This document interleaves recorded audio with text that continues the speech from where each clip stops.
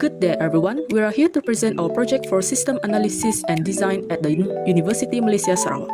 Our project is the Personal Finance Management application. The purpose of this system is to provide a comprehensive tool for users to track, manage, and analyze their financial health through a structured digital platform.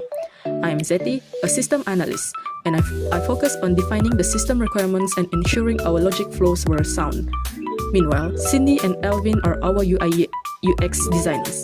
They were responsible for the user journey and creating an interface that is both modern and easy to navigate. Ling is our other system analyst, and she worked closely with me to translate user needs into technical specifications. And lastly, we also have Ethan as our group leader and Louis as our system designer. So what is the core issue we are tackling? Many students today struggle with a significant lack of financial awareness.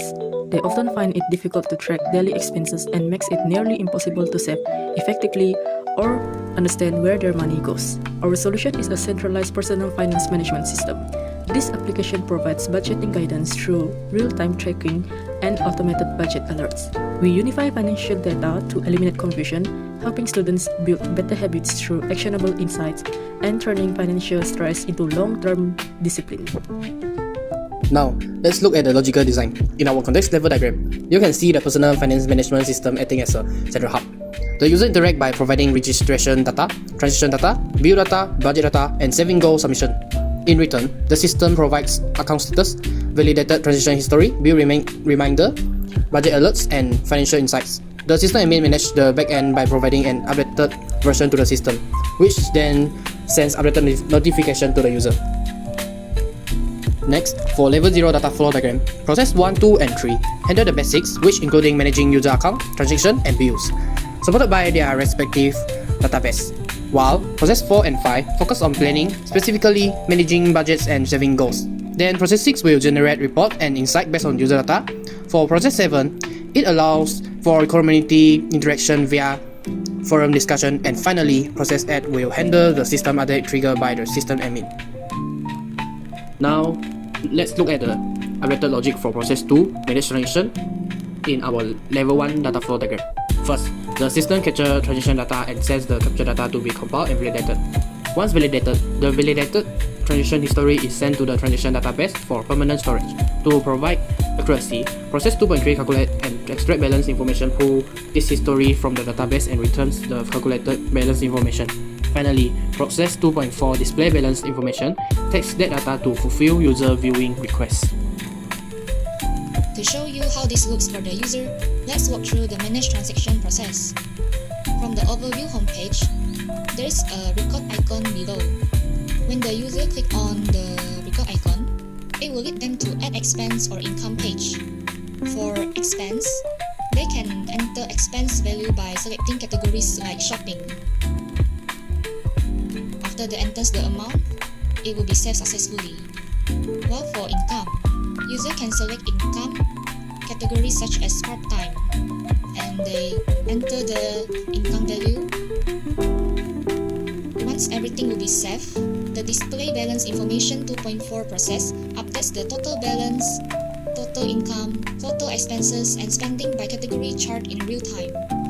In addition, user can view their transaction history by clicking the More icon. The transaction will show the income and expense that the user had. For example, income such as allowance and bonus, while the expense such as food, Netflix, gym membership. From the manage transaction crucial process, we have one crucial data store, which is the transaction database D2. For the input, it receives validated transaction history for process 2.2. Ensuring only verified data is stored.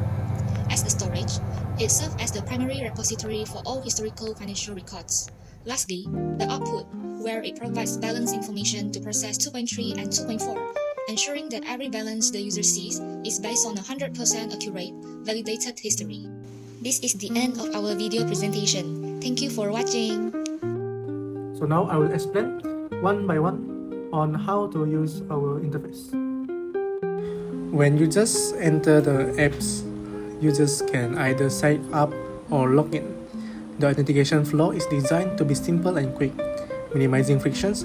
Users can easily create an account and securely access their financial data.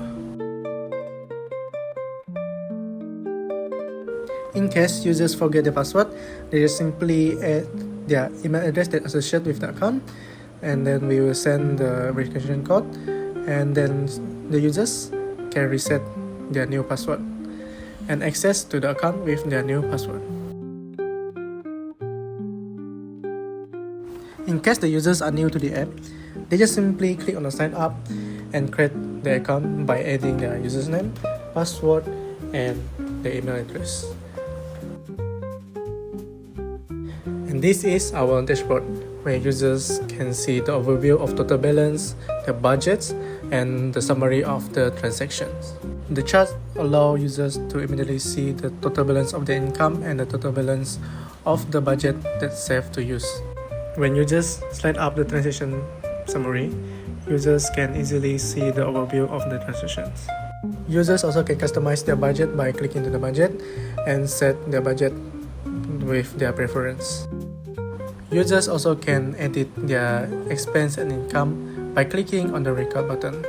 Since Cindy have explained this before, so I will skip this part.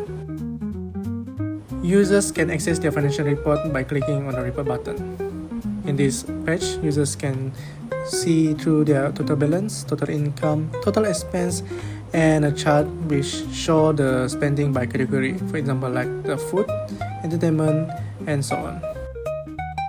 More functions are coming in the more buttons, for example like the bill reminder, saving goal, and the community forum. Users also can see their upcoming bills. So in here, users can add a new bill. Just provide the name and amount, and they can save it, and the new bill will be shown in the bill page. Besides that, users also can add their saving goal. By simply add their saving goal and save it, the saving goal will be shown in the goal pages. Finally, users can interact with other users or create a new post about their talk in the community forum. That's all for today. Thank you for watching.